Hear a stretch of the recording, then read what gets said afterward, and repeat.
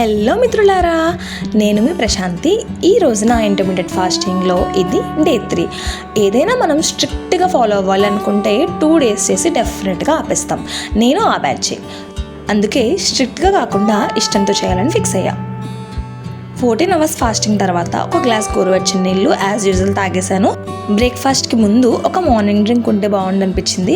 అందుకే జీలకర్ర, ధనియాలు, మెంతులు వేసి ఆ వాటర్ని హాఫ్ అయ్యేదాకా మరిగించి అవి గోరువెచ్చగా ఉన్నప్పుడే తాగేశాను. దీనివల్ల ఇమీడియట్గా మనకి రిజల్ట్ రాకపోయినా లాంగ్ టర్మ్లో మనం అబ్జర్వ్ చేయొచ్చు. అండ్ బ్రేక్ఫాస్ట్లో యాజ్ యూజువల్ క్యారెట్ కీరా అండ్ వేరుశనగ గుళ్ళు చట్నీ అండ్ ఒక 3 దోశ. ఇంటర్మీడియట్ ఫాస్టింగ్ అనేది ఒక ఫ్యాన్సీ వర్డ్లా అనిపించవచ్చు, బట్ ఇది easy. Sunrise to sunset అంటే సూర్యోదయం అయినప్పుడు మనం తినడం స్టార్ట్ చేస్తాం అండ్ సూర్యాస్తమయం టైంకి మనం తినడం ఆపేస్తాం.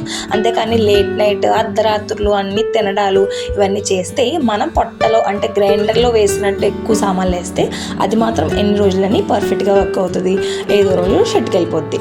ఆ తర్వాత లంచ్ కంప్లీట్ చేశాక ఈవినింగ్ రాగి లడ్డు అండ్ బాయిల్ చేసిన శనగలు అనేది మంచి ప్రోటీన్ సోర్స్ కాబట్టి ఇది మనం మసాలా యాడ్ చేయొచ్చు ఏదైనా, లేదంటే పోపు పెట్టుకొని తినచ్చు. సో నేను సింపుల్గా నార్మల్ బాయిల్ చేసిన శనగలు తినేసాను. ఆ తర్వాత నైట్కి సింపుల్గా మళ్ళీ morning dosa and afternoon curry ఉంటే అవే తినేసాను. రోజుకి ఇంతే. మరి డే 4లో కలుద్దాం. అంతవరకు stay tune to little things.